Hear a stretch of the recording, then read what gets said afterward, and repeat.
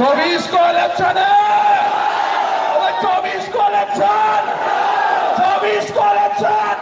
24 तारीख तुमने खुद दी है, 24 तारीख तुमने दी है, ये तारीख तुम्हारी है, मगर कल तक तुम्हारी तारीख थी, अब लब्बैक वालों की तारीख है।